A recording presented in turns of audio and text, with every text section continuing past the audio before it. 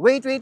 This is Royal Caribbean's Icon of the Seas, and this is the largest cruise ship in the world. This is Royal Caribbean's most ambitious creation yet. It's not just a floating hotel, it's a floating city. It's a resort, amusement park, water park, and shopping mall all rolled into one massive jaw-dropping buoyant tropical paradise.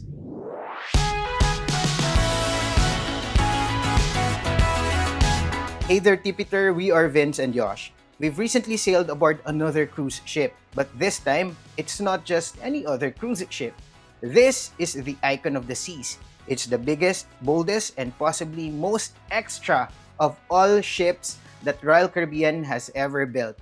But before we tour you around and reveal how much this costs, know that we publish a lot of cruise-related videos, so please subscribe to this channel if you haven't yet. Just hit the subscribe button, ring the bell beside it, and select all so you won't miss any of our future episodes. If you're watching this on Facebook, join our 1 million strong community by liking and following this page too. Okay, let's begin. When Royal Caribbean says icon, they mean it. Officially debuting in early 2024, this mega ship didn't just break records. It smashed them with a piña colada in hand. Like I said earlier, this is the world's largest cruise ship, measuring 365 meters long. It has 7 pools, including the largest one at sea, and this suspended infinity pool. It also hosts the largest water park at sea with 6 giant water slides. We'll discuss these features later in this video. But this isn't just about size. This ship introduces Royal Caribbean's brand new Icon class, which took over 7 years of planning and building. Construction began in 2021 in Finland, and the hype machine never stopped rolling. In fact, when bookings opened, Icon of the Seas reportedly had the single biggest booking day in Royal Caribbean's history. People were that ready. Currently, this iconic ship sails mostly in the Caribbean, usually 7 nights. In our case, our stops or ports of call were Puerto Castamaya and Cozumel in Mexico, Roatan in Honduras, and Perfect Day at Coco Key in the Bahamas. All sailings depart from Miami, and yes, we had to fly to Miami to experience it, so that means you're gonna need a US visa, among others. Here are some of the things you need to prepare. As of this recording and during our trip, the Icon of the Seas home port is Miami, the busiest cruise port in the world. So for most nationalities like us, Filipinos, the first thing you should work on is a US visa. There's just no way around it.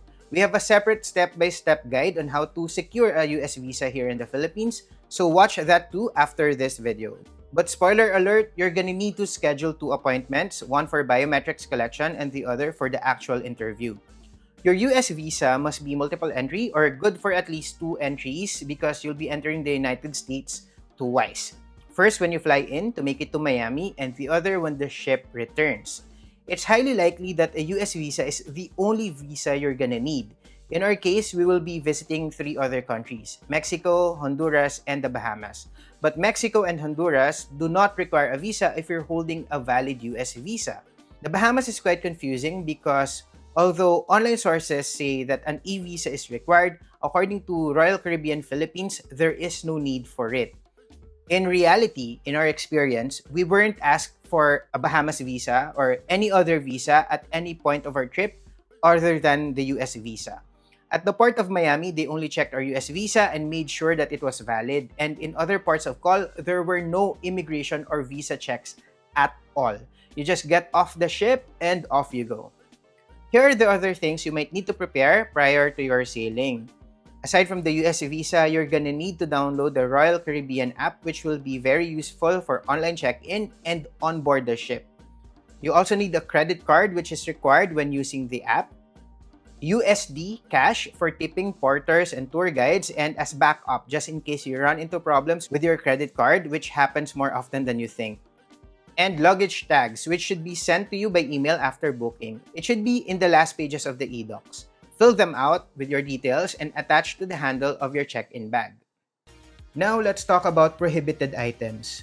Of course, firearms, explosives, Flammable materials, sharp items or tools, illegal drugs, and other dangerous substances are not allowed on board.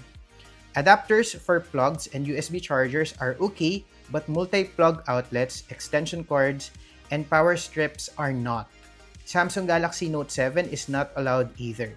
And for alcohol, each guest of legal drinking age may bring one sealed 750 ml bottle of wine or champagne, but beer, spirits, and other hard liquor are not allowed. There are also certain restrictions per country that you should be aware of. For example, if you're sailing to Barbados, camouflage clothing and other military apparel are not allowed. Before your cruise date, you must check in online either via the Royal Caribbean website or the official mobile app. Either way, there will be three main steps. For step 1, you'll scan or upload a copy of your passport and a recent photo. You also need to provide your personal info, including your address in the Philippines, your address of your host or hotel in the US after the cruise, your emergency contact details, and credit card details. For step 2, select an arrival time. In our case, there were only two choices, 1:30 p.m. and 2 p.m. We chose the later option to be safe. After step 2, you will be presented with an online set sail pass, which contains a barcode and all the most important information about your sailing, including your reservation number, deck number, stateroom number, and your assigned muster number, which I will explain in a bit. For step 3, health declaration. You're gonna have to wait until the day before the sailing date to complete it. We tried doing it much earlier, but it only became available the day before. At the port of Miami, the Icon of the Seas usually, if not always, uses Cruise Terminal A. Because there are no direct flights from Manila to Miami, we had to connect in another US city. The Miami airport is located roughly 10 miles from the cruise port, and it is entirely possible to take public transportation if you're watching your spending. However, it will always involve a transfer and most likely a 17 to 20-minute walk from the last bus stop to the terminal building, which can be quite challenging if you have a lot of luggage in tow. And I'm assuming you will have luggage in tow because we're talking about a 7-night cruise here. So really, the most convenient way is by taxi, Lyft, or Uber, especially if you're a group. We opted with Uber and it cost us 29 USD, roughly 1,660 pesos. But a regular Uber X can go as low as 23 USD to as high as 35 USD.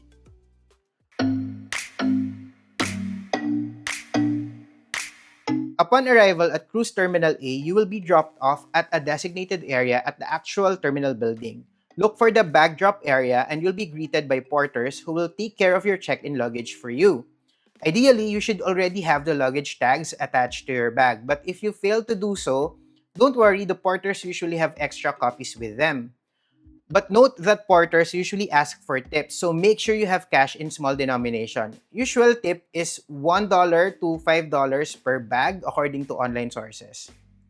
You can leave the bags with the porters who will then load them later. Then enter the building, follow the signs, and prepare for the boarding process. The queues can get long, but they move fast. There will be a security check and then a visa check. Once clear, you'll be asked to put your passport away for now because you won't be needing it on board. They won't be keeping your passport unlike in other ships in other parts of the world. Then board the ship and look for your muster number. Remember the muster number I mentioned earlier? The one indicated on your set sail pass? Just look for that inside the ship, most probably on deck 5 or 6. That area is where you'll need to go in case of an emergency, so familiarize yourself with it. If your room is not yet ready, use this idle time to explore the ship. It's so massive that 7 days won't be enough to experience everything it has to offer. So use every moment you have to maximize your stay. But if it is ready, you'll find your SeaPass card attached to your door. This card will serve as your identity card and credit card on board. You can use it to pay for things because it will be connected to the credit card you entered using the app. It also serves as your room key, so don't lose it. Anyway, now that we're in the topic of rooms, the Icon of the Seas has a staggering 2,805 staterooms. Yes, almost 3,000 rooms, imagine, spread across 28 different cabin types. I won't be discussing each of the 28 room types, but they can be classified into four main categories. First, the interior cabins. They have 535 interior rooms with no natural light. I didn't get to enter one during our sailing, but I've stayed in enough interior rooms in other cruise ships to know that having no windows does not bother me at all because I was always out and about anyway. If you're on a budget, this is a great choice. Then we have ocean view rooms. On Icon of the Seas, they have 276 ocean view rooms with window views but no balcony. This is a good middle ground between an interior room and a balcony room. They also have 1,405 balcony cabins, some with traditional balconies and others have innovative so-called infinite balconies. Traditional balconies have a sliding door that you can step out of and then you can lounge outside. On the other hand, an infinite balcony is basically a giant window, like half of the glass wall, that you can close and open at the press of a button. And then we have suites. There are 179 upscale staterooms across 13 categories on board this ship, including 2-level lofts, panorama suites, and the Ultralux Ultimate Family Townhouse designed for up to 8 guests. More than 80% of the staterooms can host 3 or more people, perfect for families and barcadas, especially the balcony rooms, which can usually accommodate up to 4 guests. We stayed at an ocean view balcony room. Ayan, so after nyong kunin yung keycard sa labas, papasok na kayo, pwede nyo gamitin yung papasok sa room. And ito yung room natin. So, it's a balcony ocean view room. So, double bed. Cute yung hugis ng bed, oh. Rounded siya. Ayan. Work desk. Lahat ng mga kailangan mong malaman, including yung mga dining options, yung mga shows, and even yung mga tours ay nandito. So, kung mapapansin nyo, ito, nandito lahat nung mga tickets natin, mga bookings natin. Meron siyang USB-C. Tapos, meron ding dalawang USB-A na sockets, ganyan. Tapos, meron ding universal socket. So, actually, hindi nyo naman kailangan magdala nung mga power strip o kaya extension cord. Bawal yon. Ang allowed lang nila is yung parang mga maliliit lang na block na pwedeng gawing USB-A, USB-C, pero actually nga hindi nyo kailangan yun kasi marami naman. Even sa bedside, meron ding USB-A na additional. Merong couch. I'm pretty sure na yung room na to is na co-convert din into another bed, itong sofa na to. So, I think yung room na to is good for 4, kaya. Pero, syempre, dalawa lang tayo. And dahil balcony ocean view room nga yung binok natin, may balcony. Yan. Hello, Miami! You might be wondering, why does this ship have a lot of balcony rooms? 1,405 balcony rooms. That's over 70% of all cabins. How is that possible? That's because on top of the traditional ocean view balcony rooms and the infinite balcony rooms, some of these rooms are facing not the ocean, but the common zones or neighborhoods, like the kiddie-themed surfside and the relaxing Central Park.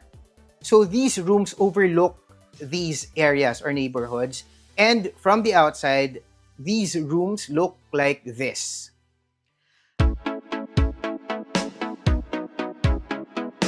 Icon of the Seas isn't just a cruise ship, it's a floating food festival with over 20 dining venues, and yes, your stretchy pants will be tested. From fancy fine dining to casual grab-and-go bites, there's something for every kind of foodie, picky eater, or midnight snacker. Here's a breakdown of the dining experience on board.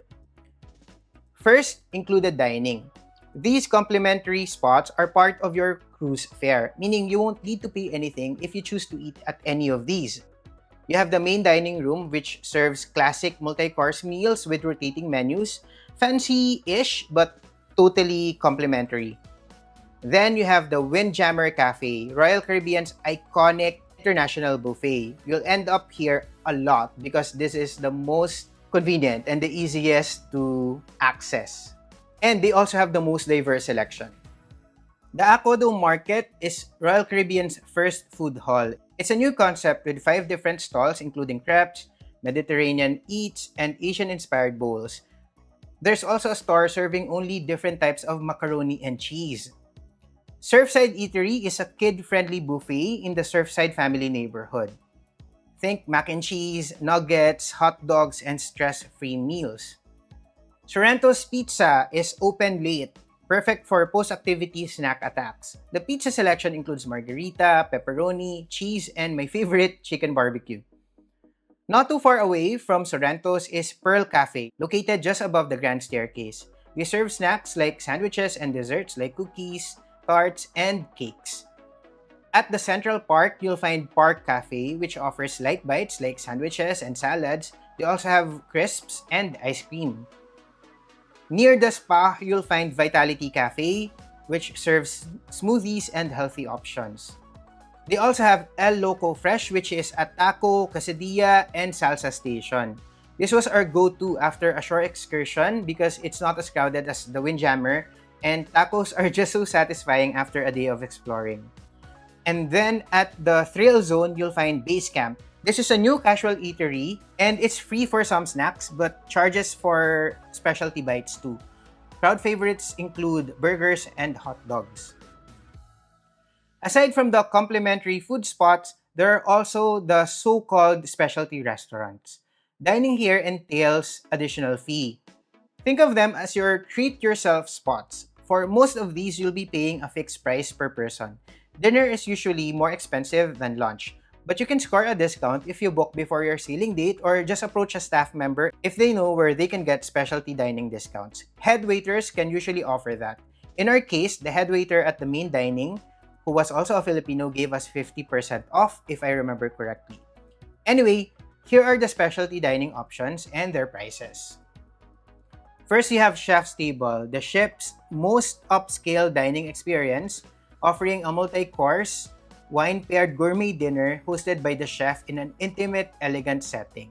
Chop's Grill is a Royal Caribbean staple for steak and carnivorous cravings. We've tried this on Spectrum of the Seas, so we skipped it this time. The Empire Supper Club offers a swanky 8-course fine dining experience with live jazz.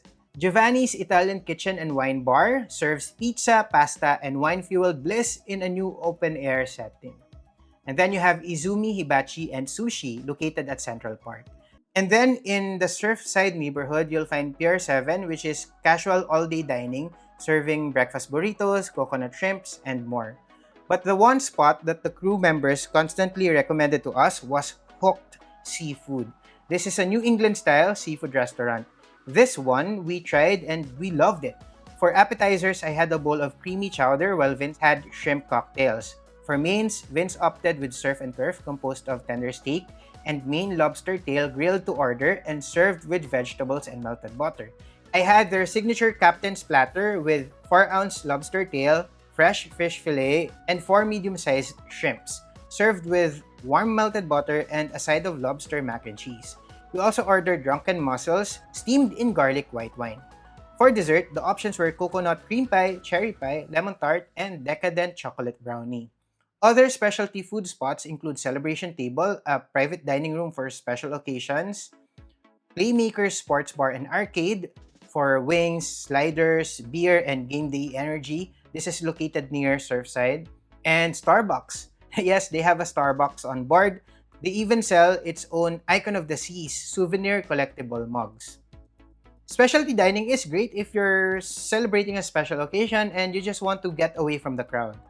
Aside from proper restaurants, there are also bars and lounges on board, including the Overlook, serving futuristic cocktails with panoramic views in the Aquadome, Swim and Tonic, the cruise line's first swim-up bar, the Lime and Coconut, which is a poolside tropical cocktail bar, Rye and Bean, a coffee shop that transforms into a cocktail bar at night, and Bubbles, the new champagne bar in Central Park that we didn't get to try. Okay, since we're already in the topic of drinks, let's talk about drink package. At many food spots, water, iced tea, hot tea, coffee, and some juices are free of charge. But sodas and other more premium drinks would require an extra fee unless you availed of a drink package, which is available in three types. First, soda package, $18 per person per day. So this will give you unlimited fountain soft drinks, dozens of types, and you also get a free Coca-Cola souvenir cup. You also have a refreshment package, $42 per person per day. This will give you the same Coca-Cola souvenir cup, unlimited fountain sodas, plus premium coffee, tea, freshly squeezed orange juice, and non-alcoholic cocktails. And deluxe package, 112 USD per person per day. And this will give you everything included in the previous packages that I mentioned, plus unlimited alcoholic cocktails, beers, spirits, wines by the glass, and other fresh juices. To be honest, you can totally get by and still enjoy the cruise without availing of a drink package. But if you feel like you'll prefer having a variety of options or you'll be drinking alcohol a lot, this could be worth it too. Wait. Here on the Icon of the Seas, you'll never run out of things to do. I mean, it's the largest ship in the world for a reason.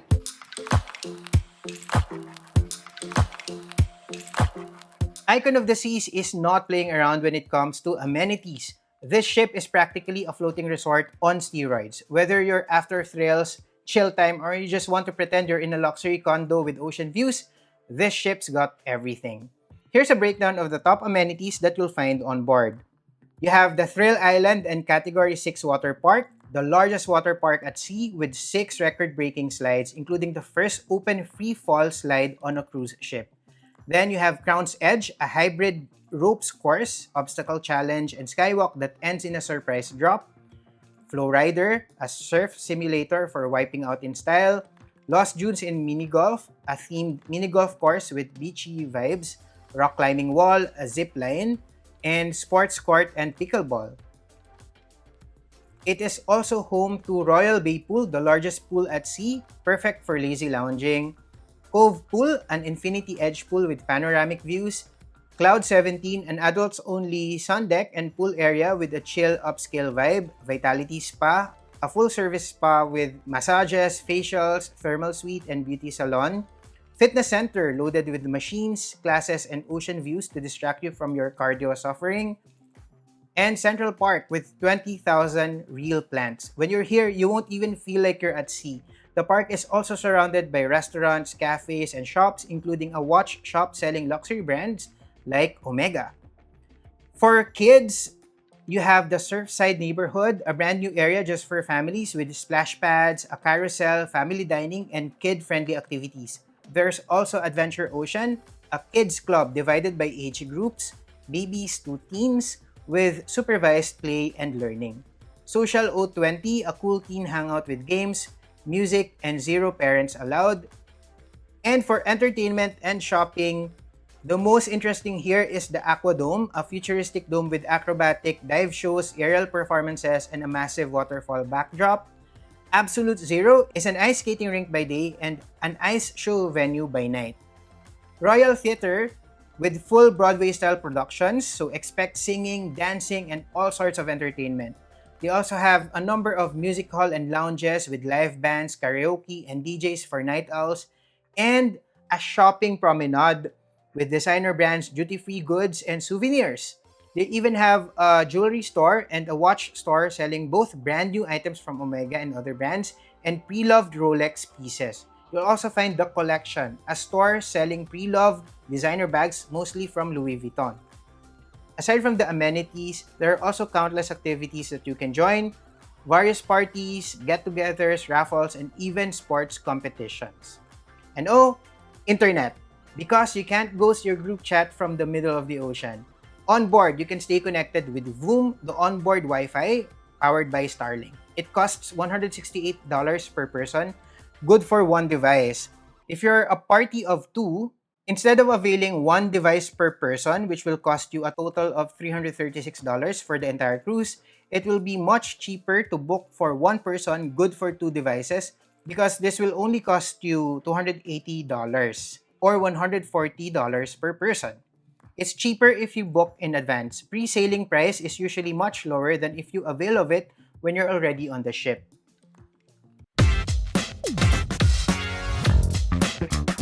Most of Icon of the Sea sailings are for 7 nights or 8 days, including disembarkation day.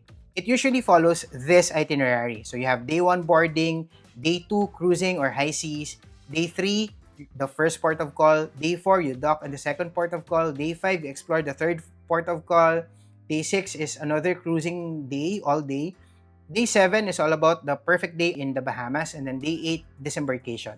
The ports of call or stops vary, but in our case, they were Puerto Costa Maya in Mexico on day 3, Roatan, Honduras on day 4, and Cozumel, Mexico on day 5, and again in the Bahamas on day 7. You can explore a port of call in 2 ways. You can join a shore excursion or shorex, or you can explore independently or DIY style. Pulling a DIY is much cheaper. Some ports of call can be explored on your own without problem. This is what we did with Puerto Costa Maya, as we decided to just stay in the port area and reserve our energy for our 2 other stops. Just make sure you get back on the ship before the cutoff time so you won't get left behind, because yes, people do get left behind sometimes. Shore excursions or shorex is the more expensive but safer choice. These are guided tours organized by a Royal Caribbean partner operator, and they will make sure you return to the boat in time. This is what we did in Roatan, Honduras, where we joined the Ultimate Zipline Adventure Tour, and in Cozumel, Mexico, from where we visited the Chichen Itza, a UNESCO World Heritage Site and one of the new 7 wonders of the world. Chichen Itza is far from Cozumel, so to be on the safe side, we opted to join a shorex instead. If you book a shorex, your tickets will be waiting for you on the desk in your room on your first day. These tickets indicate the meeting spot and time. Don't forget to bring this ticket and show up on time.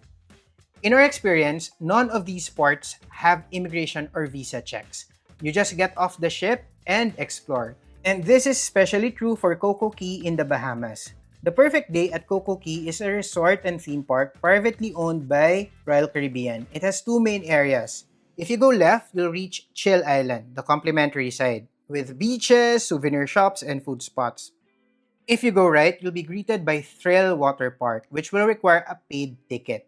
This is home to Daredevil's Peak, which has extreme water slides, including this, the tallest water slide in North America. By the way, the food here at Coco Cay is also complimentary and included in your booking.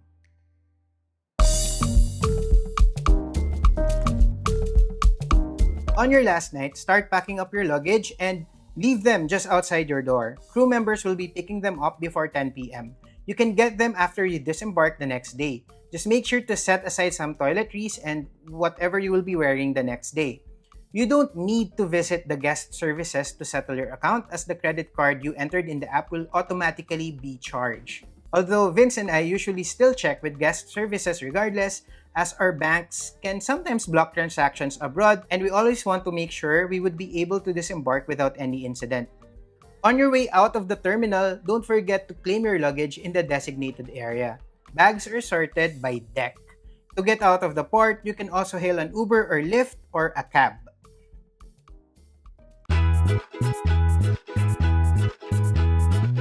Okay, how to book.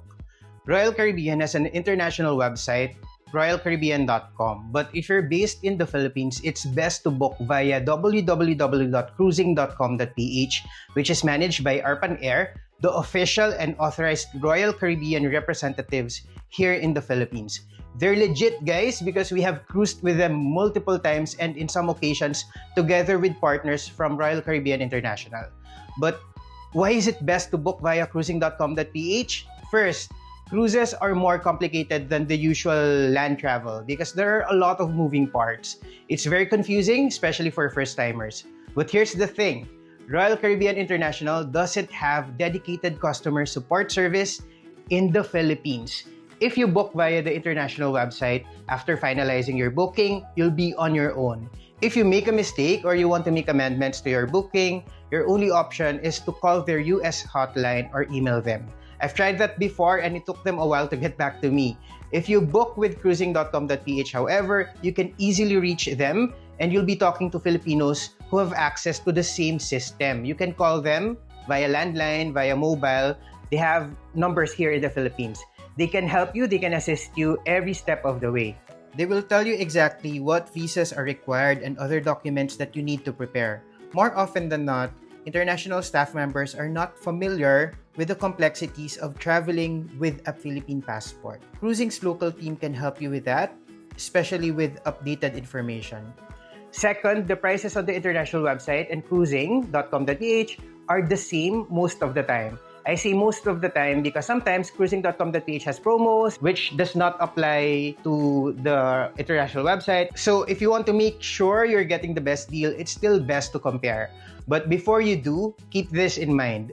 The prices displayed on cruising.com.ph appear to be higher. The keyword there is appear because if you break it down, you'll find that they already added the automatic gratuities in the computation.